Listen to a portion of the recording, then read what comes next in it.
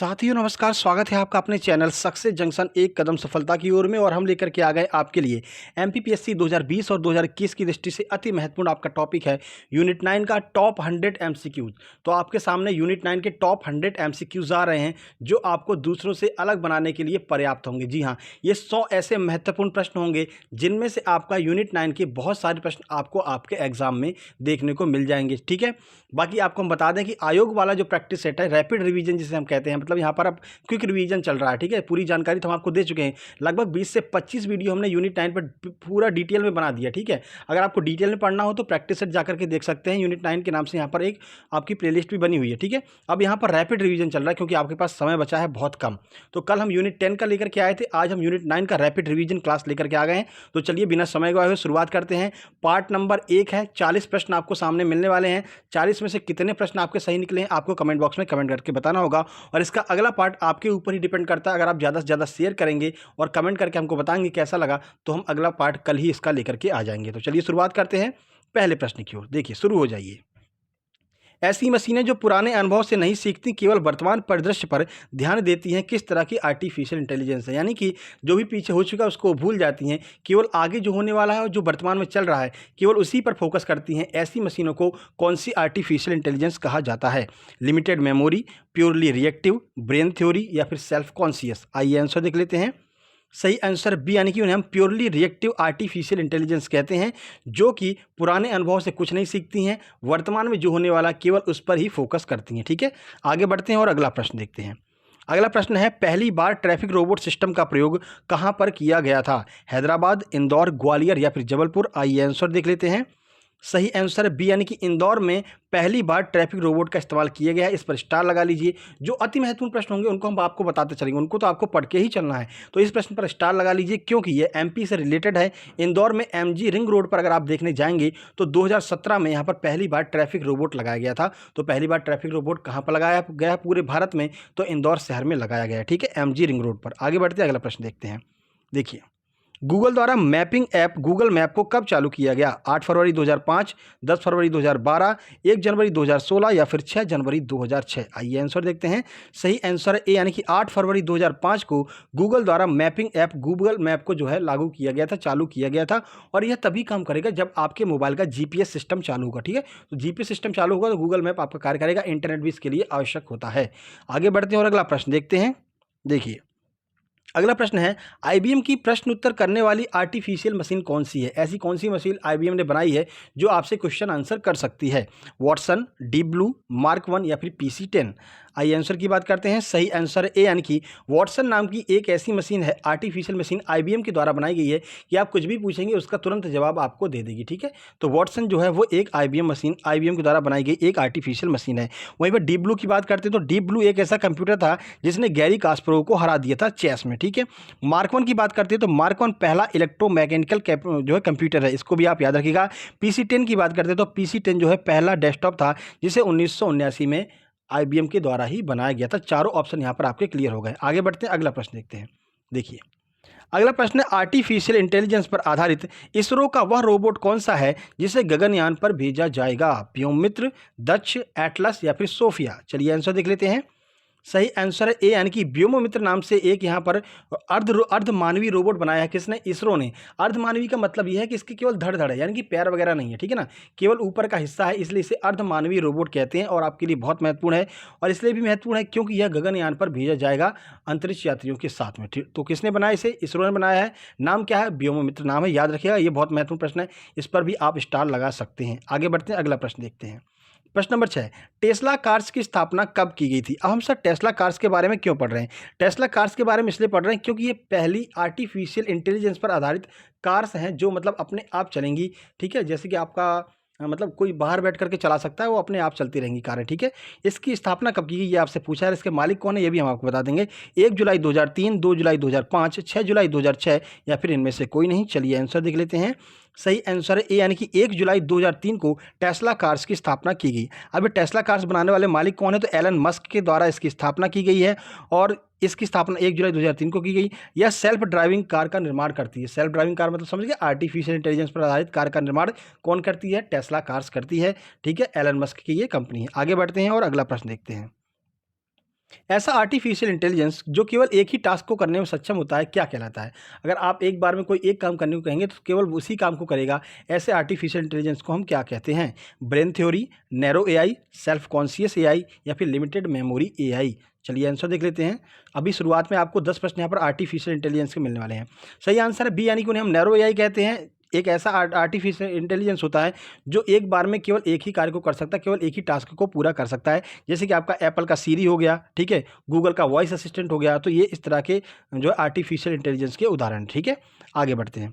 पूछा जा सकता है कि एप्पल का सीरी कैसा आर्टिफिशियल इंटेलिजेंस है, तो आपको बताना है नैरो एआई है, ठीक है, याद रखिएगा।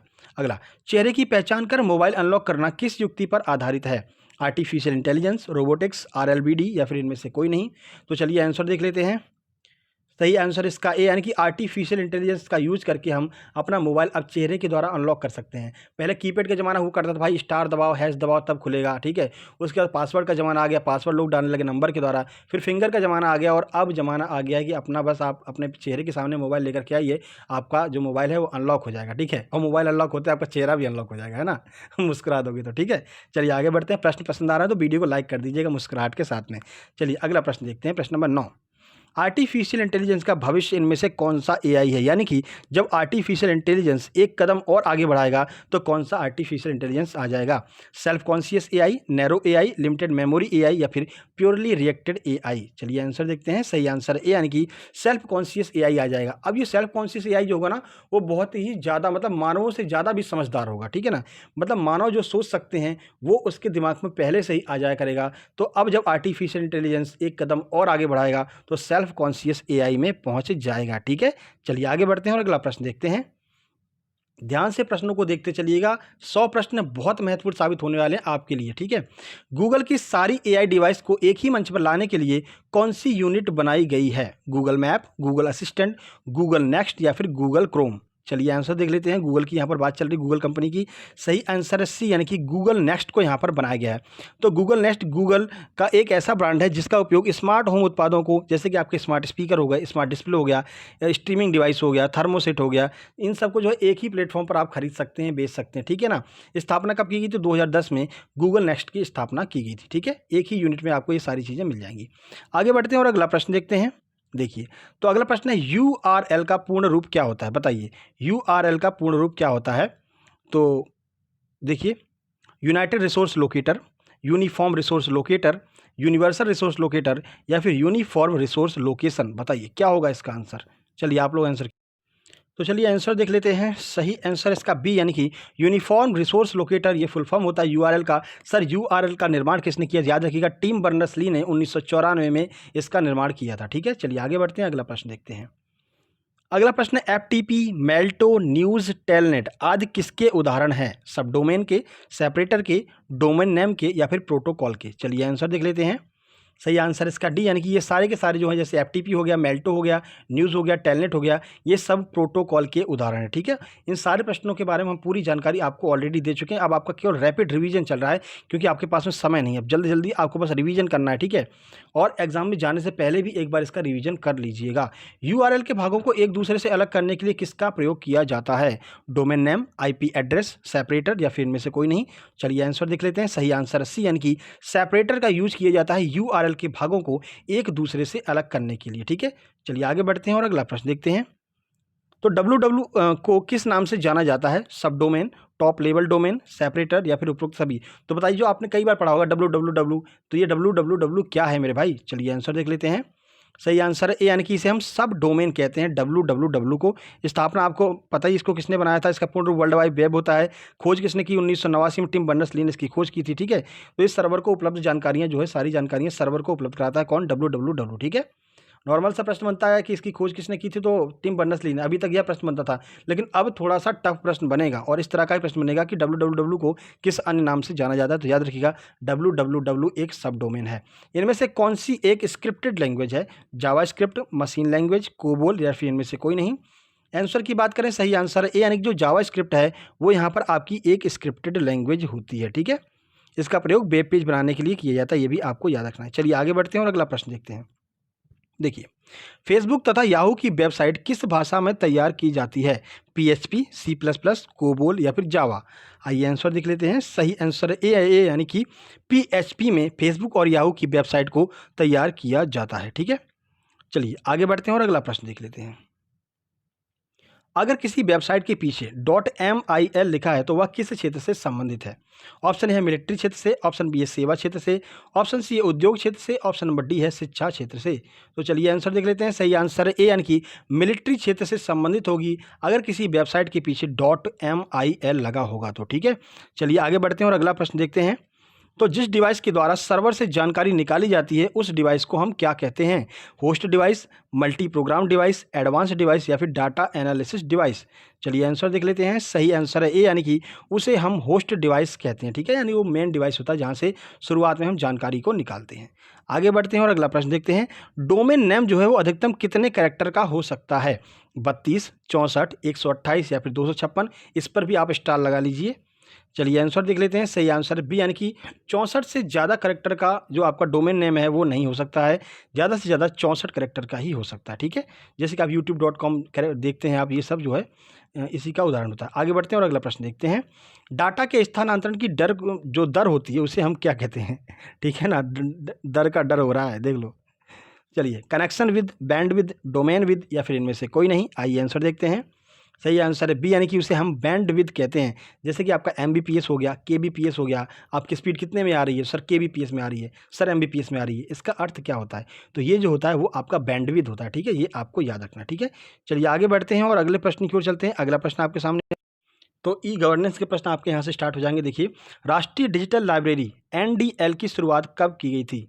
नेशनल डिजिटल लाइब्रेरी यानी कि एनडीएल इसका फुल फॉर्म होता है, आपको याद रखना। ठीक है, एनडीएल का फुल फॉर्म ये होता है। 12 नवंबर 2006, 13 नवंबर 2006, 10 नवंबर 2006 या फिर 26 जुलाई 2014? चलिए आंसर देख लेते हैं। सही आंसर है सी यानी कि 10 नवंबर 2006 को राष्ट्रीय digital library, national digital library की शुरुआत की गई थी। ठीक है, मुख्यालय की बात कर लेते हैं तो इसका मुख्यालय खड़गपुर में है और 3 करोड़ से अधिक डिजिटल संसाधन इसमें आपको मिल जाएंगे। किसमें? एनडीएल में। ठीक है, आगे बढ़ते हैं और अगला प्रश्न देखते हैं। यूपीआई का पूर्ण रूप क्या होता है? आपने सुना भी होगा भाई यूपीआई पेमेंट कर दो, यूपीआई से रिजर्वेशन कर लो। तो सर यूपीआई का फुल फॉर्म क्या होता है? ये ऐसे मतलब जो आपके शब्द हैं जो बिल्कुल पूछे जा सकते हैं क्योंकि बराबर यूज़ में आ रहे हैं। यूपीआई हो गया, ठीक है, ईएमआई हो गया, ये सारी चीज़ें यूज़ में आ रही हैं, इनका फुल फॉर्म आपसे पूछा जा सकता है। तो देखिए, union payment interface, universal payment interface, universal program interface या फिर यूनिफाइड पेमेंट इंटरफेस?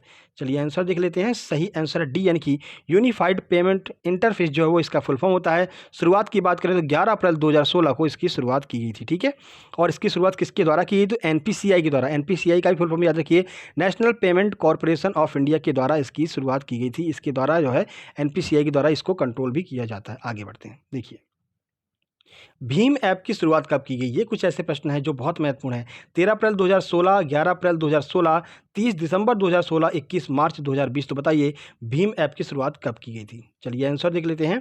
सही आंसर है सी यानी कि 30 दिसंबर 2016 के दिन भीम ऐप की शुरुआत की गई थी। ठीक है, चलिए आगे बढ़ते हैं और अगला प्रश्न देखते हैं।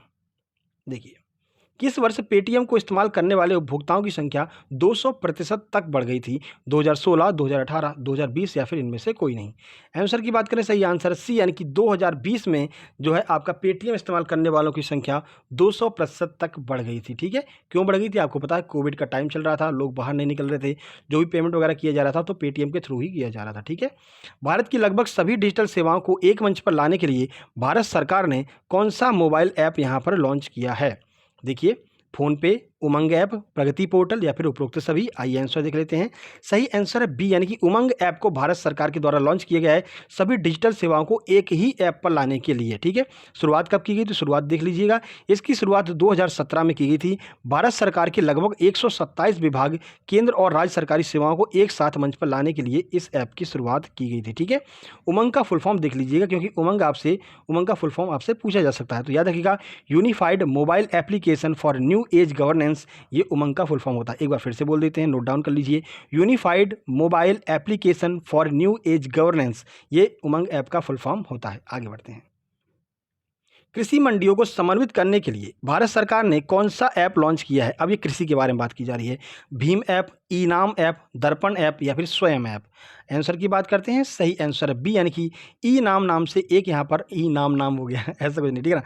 ई नाम से जो है एक यहाँ पर मोबाइल ऐप लॉन्च किया गया है, पूरा नाम ही है इसका ई नाम, ठीक है, ENAM, ठीक है। चलिए, शुरुआत कब की गई? तो इसकी शुरुआत 14 अप्रैल 2016 को की गई। इसका कार्य किसानों के लिए दरें तय करके उसे डिजिटल माध्यम से प्रदर्शित करना है, यानी कि क्या क्या दरें चल रही चीज़ों की वो आपको डिजिटल माध्यम से ई नाम ऐप पर देखने को मिल जाएगा।